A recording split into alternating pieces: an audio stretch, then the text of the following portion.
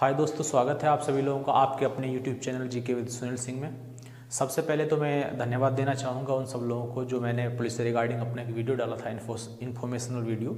उसको बहुत ज़्यादा आप लोगों ने प्यार दिया, देखा, वॉच किया, सब्सक्राइब किया, बहुत ही ज़्यादा धन्यवाद दोस्तों। अभी हाल ही में एसएससी जीडी की परीक्षा लगी हुई है और जो मेरे प्यारे बहन भाई उसमें अपना सपना पूरा करना चाहते हैं या फिर जिन्होंने फॉर्म डाला है, उनके रिगार्डिंग मैंने एक वीडियो बनाया है। क्योंकि पिछली वीडियो में आप लोगों ने जो मुझे प्रोत्साहन दिया, उसी को देखते हुए मैंने सोचा कि आपको और थोड़ा सा एनर्जेटिक करने के उद्देश्य थे या फिर जिस स्ट्रेटजी से आपको लाभ पहुंच सके उन सबको ध्यान में रखते हुए कुछ सेलेक्टेड बिंदु मैंने तैयार किए हैं। बहुत ज़्यादा टाइम आपका मैं नहीं लूँगा, सीधा बिंदु पे बात करूँगा।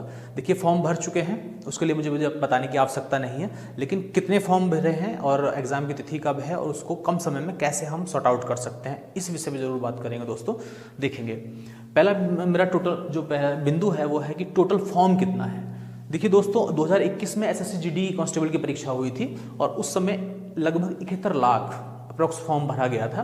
और जो 2022 में वैकेंसी आई है, अब ये बढ़ करके जो फॉर्म की संख्या है वो हो गई है लगभग 54 लाख। ठीक है दोस्तों, अब आ जाते हैं कि क्योंकि ये फॉर्म फिल हो चुके हैं, डेट इसका निकल चुका है, तो इसमें कोई काउंटिंग बढ़ेगी नहीं, घट सकती है। रीज़न बीइंग क्योंकि अभी इसमें से कुछ कैंसिलेशन भी होना है, कुछ फॉर्म कैंसिल हो जाते हैं तो वो कम हो सकती है उनकी संख्या, लेकिन वो बढ़ेगी नहीं। ठीक है, जबकि वैकेंसी पे अगर हम नज़र डालें तो 25,000 के लगभग वैकेंसी 2021 में थी, जबकि इस बार वैकेंसी बढ़ने के बाद 45,284 हो गई हैं। ये सबसे खुशखबरी है आप जो नए अभ्यर्थी हैं या फिर जो इसमें पार्टिसिपेट कर रहे हैं उन सब के लिए सबसे अच्छा जो पॉजिटिव पॉइंट या फिर खुशी देने वाला जो बिंदु है दोस्तों, वो यही है कि वैकेंसी बढ़ी है और जो फॉर्म की संख्या है वो पहले से घट गई है। तो इससे कहीं ना कहीं आपको फायदा मिलने वाला है। ठीक है दोस्तों, अब बात करते हैं जो इस पूरे ही परीक्षा का सबसे इंपॉर्टेंट बिंदु है, क्योंकि जो न्यू पैटर्न इन्होंने लागू किया है, जो परीक्षा का पैटर्न है इन्होंने बदल दिया है। ये कहीं ना कहीं, जैसे कि अब पहले क्या होता था कि 100 क्वेश्चंस थे और 90 मिनट दिए हुए थे। अब इन्होंने क्या किया कि क्वेश्चंस को थोड़ा घटाया है और समय को भी घटा दिया है। जैसा आप जानते हैं, अब टोटल क्वेश्चंस हैं 80 क्वेश्चंस हैं और जबकि समय कितना कर दिया इन्होंने, 60 मिनट। ये सबसे ज्यादा आपको इसी का ध्यान रखना पड़ेगा, क्योंकि यहां से क्या किया है इस बार कमीशन ने, वो ये चाहते हैं कि मेरिट ज्यादा ऊपर ना जाए। ये कहीं ना कहीं बच्चों को थोड़ा सा परेशान करने वाला विषय है। रीजन बीइंग 60 मिनट है और 80 क्वेश्चन है। क्वेश्चन का जो बंटवारा है वो भी सब लोग जानते होंगे कि हिंदी या ऑब्लिक इंग्लिश, इनमें से कोई भी कैंडिडेट एक सेलेक्ट कर सकता है। उसके बाद जीएस 20 क्वेश्चन और 20 क्वेश्चन रीजनिंग और मैथमेटिक्स। तो इन सब में उसने डिस्ट्रीब्यूट किया हुआ है। ये आपको भलीभांति पता होगा कि हिंदी और इंग्लिश में से ये कैंडिडेट चूज कर सकता है, चाहे तो वो हिंदी कर सकता है चाहे वो इंग्लिश कर सकता है। ठीक है दोस्तों, तो आपको न्यू पैटर्न भी पता चल गया है। अब इससे नेक्स्ट बिंदु पे मैं आता हूं, तो जो एग्जाम की डेट है, एग्जाम की डेट 10 जनवरी से 14 फरवरी कमीशन ने दे दी है। लगभग अप्रॉक्स 25 के समथिंग दिन अब से बचते हैं। और उसमें जो नेक्स्ट बिंदु मैंने देखा है वो सेफ स्कोर क्या है। ये बहुत ही खास बिंदु है, लेकिन इस पे मैं बाद में आना चाहूँगा। उससे पहले मैं ये बताऊंगा कि लास्ट बचे टाइम में स्ट्रेटेजी कैसे हो, कि आप तैयारी कैसे करें।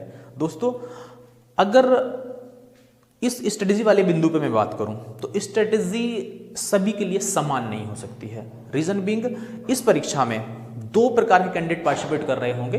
एक तो वो स्टूडेंट हैं जो बिल्कुल फ्रेशर स्टूडेंट हैं, जिन्होंने इसी बार फॉर्म फिल किया है, ठीक है, और अपना सपना पूरा करना चाहते हैं। लेकिन कुछ अभ्यर्थी ऐसे होंगे जो पहले से तैयारी कर रहे हैं। तो दोनों के लिए जो स्ट्रेटेजी है किसकी, परीक्षा को पास करने की, वो अलग अलग होगी डेफिनेटली।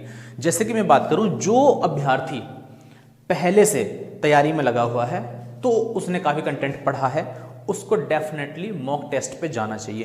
किसको, इसको हम ये कह सकते हैं नए अभ्यर्थी और जो पुराने अभ्यर्थी हैं। नए अभ्यर्थी के लिए अभी मैं बात नहीं कर रहा हूं, मैं बात कर रहा हूं पुराने स्टूडेंट्स के लिए। तो पुराने स्टूडेंट्स के लिए मॉक टेस्ट बहुत ही ज्यादा खास है। मॉक टेस्ट के साथ साथ, क्योंकि उन्होंने कंटेंट बहुत पढ़ा हुआ है, मॉक टेस्ट में जो उसका एनालिसिस है, आई मीन जो क्वेश्चंस हमसे छूट गए हैं या हमारा स्कोर क्या आ रहा है, इसको बहुत ही ज़्यादा ध्यान रखने की आवश्यकता है। ठीक है, जो क्वेश्चन छूट गए हैं उनका आंसर हम डेफिनेटली उसको देख लें कि उसका सही आंसर क्या था, या फिर जो क्वेश्चन हमने गलत किए हैं उनको जरूर देख लें। ठीक है दोस्तों, जो नए विद्यार्थी हैं वो अकॉर्डिंग टू मी, मेरे हिसाब से वो कैसे तैयारी करें? देखिए, बगैर पढ़े तो कुछ होगा नहीं। उनको स्पेशली जो टॉपिक्स हैं, जो कंटेंट है, वो शॉर्ट पढ़ना है, छोटा कंटेंट पढ़ना है, और उनको भी मॉक टेस्ट लगाना है। ठीक है, मॉक टेस्ट में अब देखना यह है कि वो ये देखें कि जो हमने शॉर्ट कंटेंट दिन में पढ़ा है, या फिर जो चीज़ें हमने पढ़ी हैं उसमें से, जैसे हमने जीएस का ही कोई टॉपिक पढ़ा है, ये मान लीजिए आपने मुगल को पढ़ा है, या फिर गुप्ताज, या फिर रिवर सिस्टम में से, या कोई भी ऐसी छोटी चीज़ पढ़ी है, तो जो क्वेश्चंस वहाँ से लिया है कमीशन ने, क्या हम उसको कर पा रहे हैं या नहीं कर पा रहे हैं? तो आप इस तरीके की स्ट्रेटेजी बनाएं और छोटे छोटे उसमें डिस्ट्रीब्यूट कर लें। ठीक है ना, आपने टारगेट को, क्योंकि पढ़ना तो आपको भी पड़ेगा। ऐसा नहीं है कि खाली आप मॉक टेस्ट लगाएं, मॉक टेस्ट में आपका क्या रिजल्ट आएगा? कुछ नहीं आएगा, खाली आपको टिक करेंगे। अगर आपको कुछ आता ही नहीं है, आप बिल्कुल फ्रेशर हैं और आपने पहली बार फॉर्म डाला है किसी भर्ती में, तो आपको भी कहीं ना कहीं कुछ कंटेंट्स पढ़ने पड़ेंगे, लेकिन आप ये अपना ध्यान देंगे, चतुराई रखेंगे कि आपको शॉर्ट कंटेंट पढ़ना है। ठीक है दोस्तों, लेकिन मॉक टेस्ट दोनों के लिए ही जरूरी है और उसमें अपना रियलाइज करें। ठीक है, अब मैं बात करूंगा कि इसमें सबसे अहम पार्ट है वो है नेगेटिव मार्किंग, क्योंकि परीक्षा के अंदर नेगेटिव मार्किंग भी है। ठीक है दोस्तों, और वो भी 1/4 की। जब नेगेटिव मार्किंग हो तो आपको बहुत ही संभल कर कदम रखने पड़ते हैं, आप भी जानते हैं, क्योंकि अगर नेगेटिव मार्किंग नहीं है तो कई बार आप अनुमान पे बहुत ज़्यादा जा सकते हैं, लेकिन यदि नेगेटिव मार्किंग परीक्षा में है तो आपको बहुत चीज़ों को देखना होता है कि कहीं ऐसा ना हो कि हम ज़्यादा गलत कर देंगे तो आपका जो सही किया हुआ है वो कट जाएगा। ठीक है, लेकिन अब मैं वापस आऊँगा सबसे अहम बिंदु पर कि सर, सबके दिमाग में यही सवाल उठ रहा होगा कि सर आखिर कितना क्वेश्चन हमें स्कोर सेफ रहेगा, या फिर कितना करना चाहिए जिस पे हम अपनी आगे बढ़ सकें, या फिर हम इसमें फाइनल सिलेक्शन पा सकें। तो अप्रॉक्स मेरा मानना यह है कि यदि आप इन 80 क्वेश्चंस में से लगभग 60 क्वेश्चन के इधर उधर होते हैं, 60 में अगर आप ऊपर जाते हैं तो बहुत ही गुड वेल है, बट अगर आप 60 से 2 या 4-5 क्वेश्चन नीचे भी रहते हैं तो डेफिनेटली आप इस परीक्षा में बने रहेंगे या फिर फाइनल सिलेक्शन भी लेंगे। ठीक है ना, समझ रहे हैं ना? तो जो मेन बिंदु हुआ कि 60 क्वेश्चन लगभग मेरा आइडिया है कि इसमें आपको मिल जाएगा। रीजन बीइंग, इसके लिए कई कारण हैं। ये सबसे अच्छा कारण है कि पहले फॉर्म ज़्यादा भरे गए थे, वैकेंसी कम थी, लेकिन इस बार फॉर्म कम भरे गए हैं और वैकेंसी बढ़ गई है। तो वैकेंसी बढ़ने के कारण क्या होगा? मेरिट नीचे आएगी, लेकिन कंपटीशन जो देगा वो देगा आपको किसका? पैटर्न। जो पेपर है उसका पैटर्न थोड़ा टिपिकल कर दिया है। ठीक है, क्वेश्चंस घटाए हैं, समय घटा दिया है, लेकिन क्वेश्चंस कम घटाए, समय ज़्यादा घटा दिया है। क्लियर? अब बात करते हैं जो प्रॉपर पेपर करने की स्ट्रेटेजी क्या होगी। मैंने 2 चीज़ बता दी थी कि जो स्ट्रेटेजी है वो दोनों स्टूडेंट्स के अलग अलग होगी, स्पेशली पढ़ने के लिए, जो फ्रेशर स्टूडेंट है और जो पहले से तैयारी कर रहा है। ठीक है, तो जो लोग पहले से तैयारी कर रहे हैं और बहुत अच्छे से कॉन्फिडेंट हैं तो अपनी ऊर्जा को बनाए रखें और अपने रिवीजन को ना छोड़ें। जो भी आपके नोट्स हैं उन सबको रिवाइज करते रहें और डेफिनेटली मॉक टेस्ट का एनालिसिस करें। अब दोस्तों, इसी में मैं एक चीज़ और बताना चाहूँगा, जब आप एग्जामिनेशन हॉल में होंगे तो वहाँ बड़ा इंपॉर्टेंट पार्ट होता है कि हम शुरू कहाँ से करें। ठीक है, तो हमेशा देखिए, आप पहले 2 में, I mean Hindi oblique English, इनमें से कोई एक सेलेक्ट करेगा स्टूडेंट, या फिर जीएस, इसमें आप अपना चॉइस रख सकते हैं। जैसे मैं आपको बताता हूं कि अगर आपको लग रहा है कि मेरा हिंदी पार्ट बहुत ही स्ट्रांग है, या मैं इसमें बहुत अच्छे से तैयारी किया हूं, या मेरी इसमें अच्छी पकड़ है, तो बिल्कुल डेफिनेटली फर्स्ट अपॉर्चुनिटी आप हिंदी को ही दें। ठीक है, या इंग्लिश को। अगर आपको लगता है कि नहीं, मैंने जीके बहुत अच्छे से पढ़ा है और जीके में मेरी पकड़ बहुत ठीक है, तो डेफिनेटली आप जीके पे चले जाएं। ठीक है, जीएस पे चले जाएं, और जीएस के बाद हिंदी।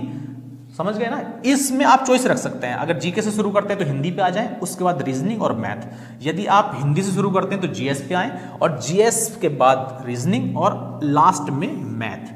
अब इसके अलावा भी मैं कहूँगा कि जो आपके 60 मिनट हैं, 60 मिनट को आप अभी से मॉक टेस्ट से प्रैक्टिस करिए कि इन दोनों को मिला करके, आई मीन हिंदी और जीएस को मिला करके लगभग आपको 15 मिनट में फाइनल कर देना है।